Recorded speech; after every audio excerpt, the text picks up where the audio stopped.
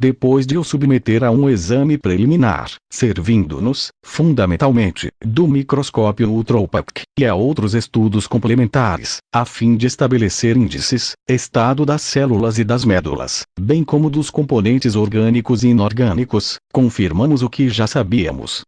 E surpreendemo-nos com outras informações que desconhecíamos. Os cabelos presos no linho, lisos e de diâmetro uniforme, eram, na sua maioria, da cabeça.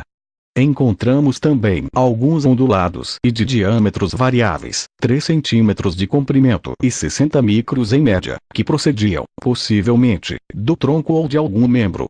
Alguns apresentavam um claro traumatismo, falta do bulbo da raiz, como no caso da mecha, o que demonstrava claramente que tinham sido arrancados. Embora não precisássemos confirmar, o índice medular inferior a 0,30, a rede aérea é finamente granulada e as células medulares, invisíveis sem dissociação, demonstraram que se tratava de cabelo humano. Nos animais, por exemplo, o índice medular é superior a 0,50, após ter feito um corte transversal do pelo e uma inclusão de celoidina, apareceram dados suficientes para resolver o problema da raça branca. Através dos exames morfológicos, o estudo da cromatina de Barr e da fluorescência do cromossoma Y, vimos também uma coisa que não precisávamos demonstrar. Os cabelos eram de um homem e de uma fortíssima e marcada masculinidade. Em geral, como os médicos legistas sabem, os cabelos femininos são mais grossos que os dos homens. Um cabelo com diâmetro superior aos 80 micros, por exemplo, corresponde quase sempre a uma mulher. Por outro lado, não costumam ter medula e as pontas aparecem geralmente desfiadas pelo pentear. Ao mergulhar no estudo dos compostos orgânicos mais abundantes, fomos encontrar os normais: queratina e melanina. Entre os menos abundantes estavam as vitaminas, o colesterol e o ácido úrico. Quanto aos elementos inorgânicos, além dos habituais, silício, fosfatos, chumbo, etc., descobrimos índices elevados de ferro e iodo. Naquele momento não o soubemos interpretar. Movidos pela curiosidade, recorremos até uma análise por ativação neutrônica. Esta técnica torna-se muito eficaz, dado que a composição mineral dos cabelos pode ser devida aos hábitos alimentares, à profissão, ao lugar em que se vive e à exposição a uma determinada contaminação ambiental. Não havia dúvidas. As propriedades físicas daquelas mostras, densidade, índice de refração, birrefringência, etc., davam a entender que Jesus de Nazaré estivera em contato durante longos períodos de tempo com o mar ou com algum lugar ou elemento onde houvesse muito iodo. Em relação à alta contaminação em ferro, de onde poderia proceder? Só uma estreita ligação continuada a minas forjas ou fornos poderia explicar uma anomalia tão estranha. Mas sobre este assunto, como tantos outros relacionados com a vida de Cristo, não tínhamos qualquer informação. Algum tempo depois viríamos a esclarecer estas duas incógnitas. Com efeito, os resíduos de iodo e ferro nos cabelos do Galileu estavam plenamente justificados. A chamada cromatina de Barr, ou cromatina sexual, é o cromossomo X inativo que aparece de forma condensada nos núcleos interfásicos. Esta cromatina sexual do cabelo foi investigada por Schmid em 1967, Culberton, em 1969, e Egosco em 1971.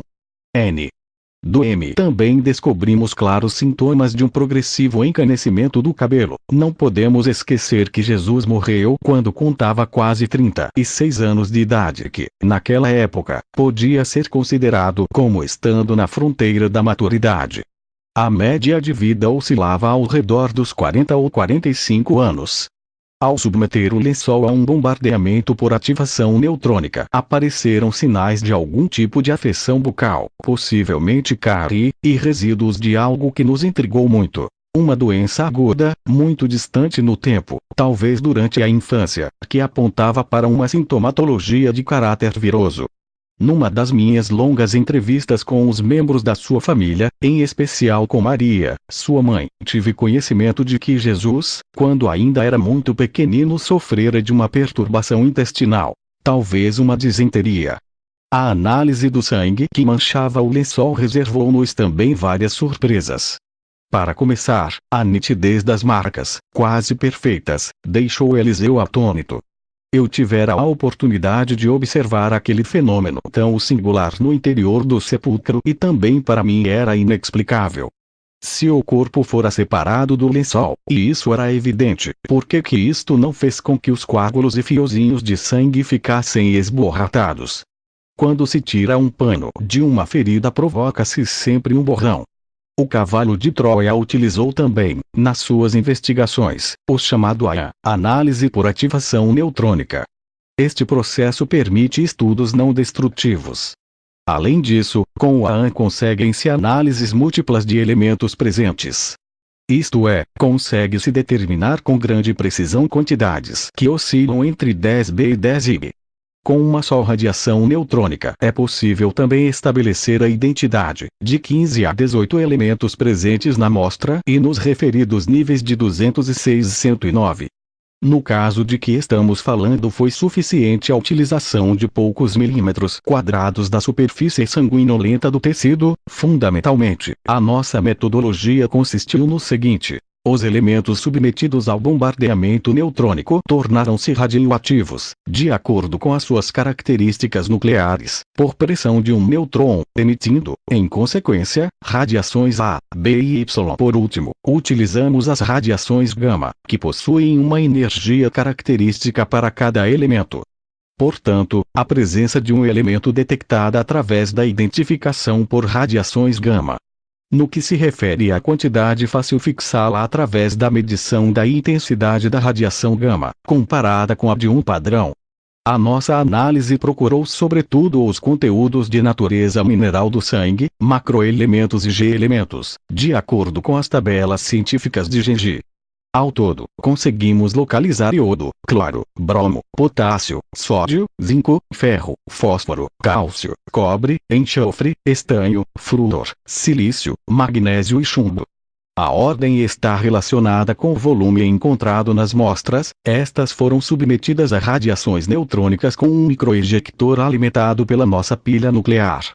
O primeiro bombardeamento foi de 2 minutos, com um fluxo equivalente a 45x10 nêutrons por centímetro quadrado, que permitiu determinar núcleos com semiperíodos de transformação compreendidos entre as dezenas de segundos e centenas de minutos.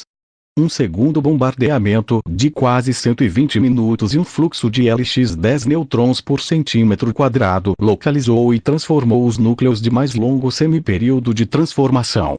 Para a experiência de espectrometria gama foi utilizado um cristal semicondutor tipo GL de 35 cc unido a um analisador elaborador Laben 701 N do M. Mas isso não era tudo.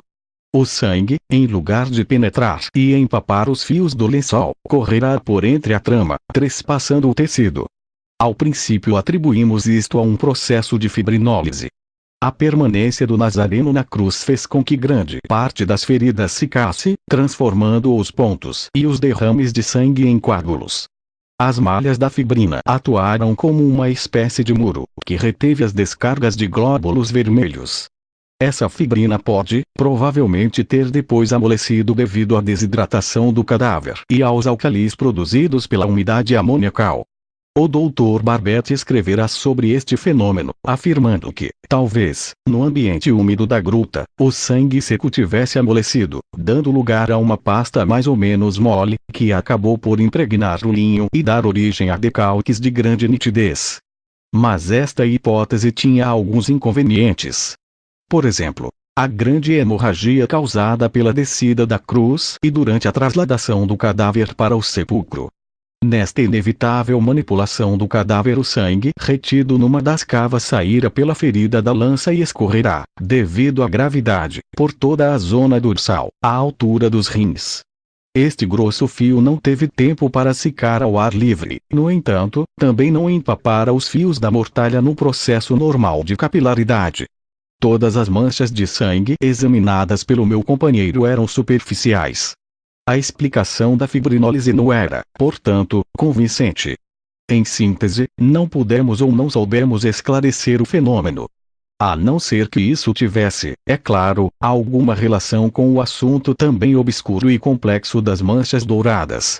Mas vou deixar este tema apaixonante para o fim.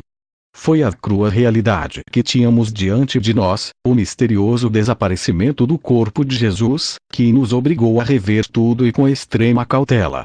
Sangue incluído.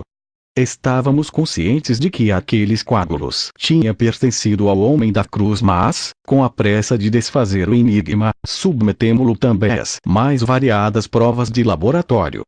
Quase 72 horas depois da morte, o sangue daquele tecido apresentava uma típica coloração vermelho escura. Em algumas partes começara a ficar escuro. Eliseu tirou várias mostras, raspando os coágulos com uma paleta de alumínio. Devo recordar que não podíamos destruir o pano nem submetê-lo a uma maceração, nem mesmo em água, como teria sido aconselhável numa prova de cristais de Teichmann, e efetuou os ensaios preliminares e concludentes do sangue, as provas de identificação como mostra humana, de individualidade, grupo sanguíneo, sexo, etc. Outro dos inconvenientes que fez com que duvidássemos do processo de fibrinólise foi a dificuldade em considerar a liquefação da fibrina de uma forma geral e simultânea em todas as manchas do sudário. Os doutores Vignon e Barbet são partidários da formação desses decalques, única e exclusivamente quando a fibrina está a meio da dissolução. Nem antes nem depois. Tudo depende, portanto, de um momento muito concreto que, no caso a que nos referimos, duvidamos muito que se tenha registrado de forma generalizada e idêntica para cada fiozinho de sangue, coágulo, éthico, das duas faces do linho, muito forçado e improvável. N. Do M. Tanto a prova de benzidina como a microscopia para detectar hematias foram positivas.